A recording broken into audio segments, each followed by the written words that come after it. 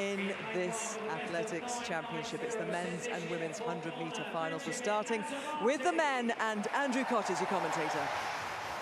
Thank you, Benjamin. Azamati is the first out. He was running very quickly in the spring in the US, has struggled a bit in the summer to recapture that form. Didn't get a good start in the semi-final, but if he does, look out for him. Yupun Abekun of Sri Lanka ran very well in the first round, 10.06. Just looked a bit tight in the semi-final, but again, if you can find that first round form, he may well feature. Ferdinand Omanyala, though, is going to be the next man out. Well, he was never going to join the distance ranks of Kenyan runners. All power, born to sprint, quickest in the semi-finals. The African champion this year perhaps starts as the slight favourite, but alongside him will be from South Africa, the defending champion Akani Simbine.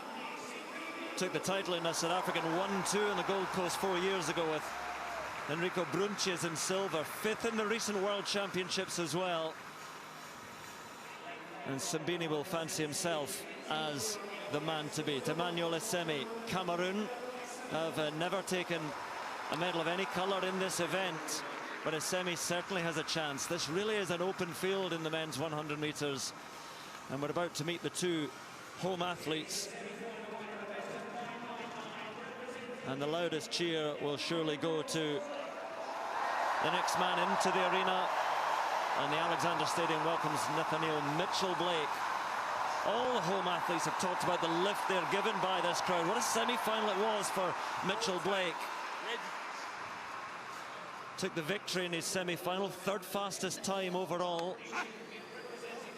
Let's see how fired up he is, but Jeremiah Azu for Wales, the British champion. Azu's coming. Well, the start of the gods in the semi-final. They will surely try. He gets out so fast.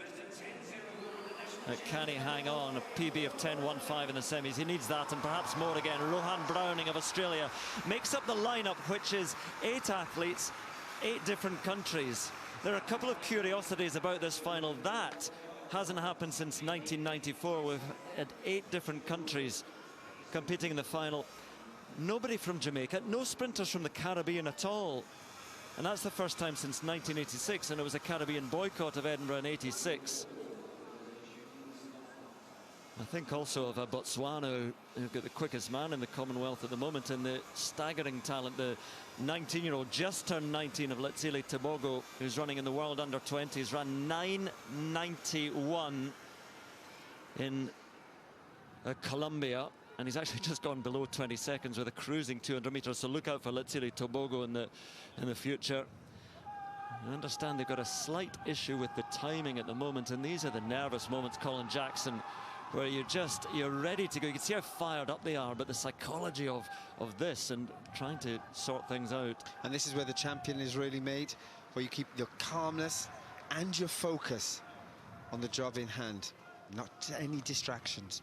So a little just a bump of knuckles between Simbine and Omanyala, the South African and the Kenyan, side by side, and they would start as the 2 favourites. And again, just looking at them lining up, the 8 different colours, the 8 different countries. Azamati of Ghana on the inside, Abekun of Sri Lanka, Omanyala of Kenya, Simbine of South Africa, Essemi of Cameroon. Then you have Nathaniel Mitchell-Blake for England, Jeremiah Azu for Wales, and Rohan Browning for Australia. All adds to the nerves, adds to the tension. On your marks. But now we're ready.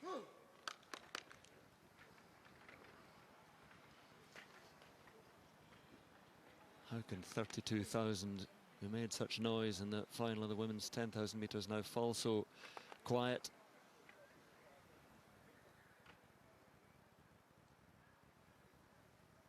Azamati, Abekun, Omanyala, Simbine, Essemi, Mitchell-Blake, Azu and Browning for the final of the men's 100 metres.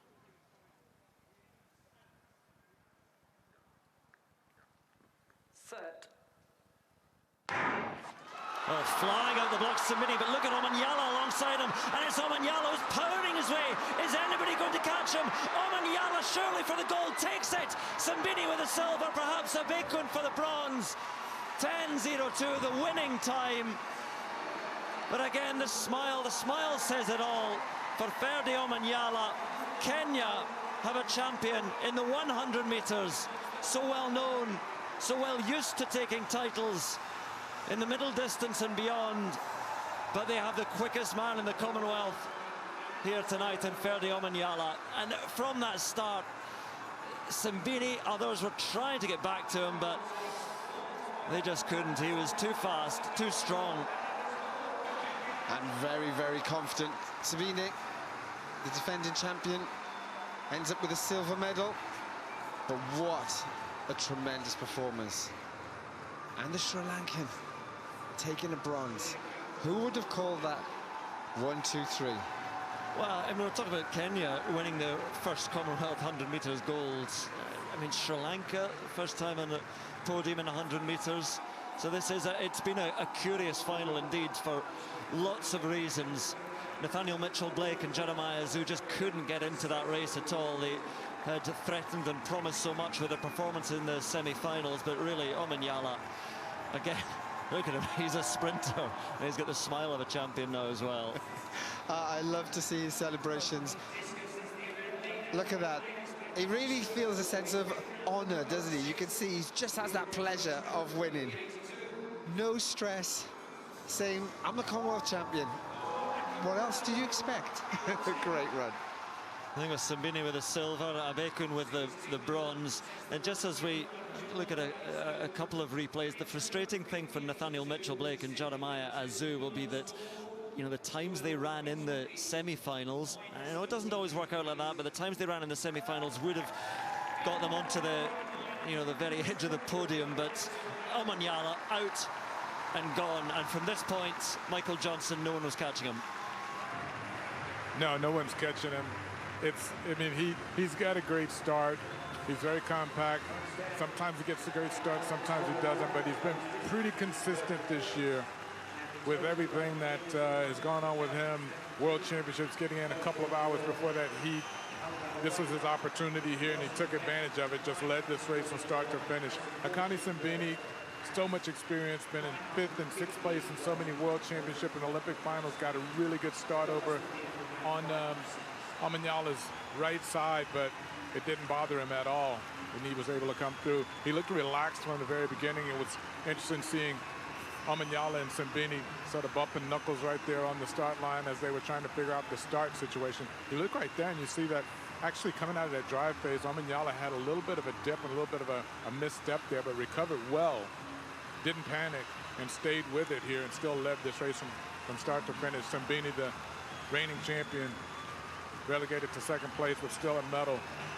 For the Sri Lankan, that's a really good performance there. He's been pretty consistent with his times all year, and to come in here and get a bronze medal in this field, great accomplishment for him. He will be certainly heralded back home in Sri Lanka for that performance among some of the best sprinters in the world here. But Omanyala has been very good all year long, and yeah, it was so sad to see what happened to him at the championship, the World Championships, coming in and out a few hours before his preliminary heat. Made it through that, got into the semifinal, but that was the 2nd day, and the fatigue just took over and wasn't able to get into that final, where I think he would have certainly mixed it up with those with the Americans who swept it. Maybe not a medal, but he certainly would have wanted to be in that final and give it a shot. But he got it here and took full advantage of it. Great performance. Trust to his troubles, his tribulations for the World Championships, where a visa problem meant he'd only arrived there just before his heat and was all at sea in those World Championships, but all is forgotten now because he is the Commonwealth champion. Simbini with the silver, Abekun with the bronze, and Jeremiah Azu 10.19 down in 5th. Again, he could have perhaps threatened the medals after that semi-final performance, but you saw in the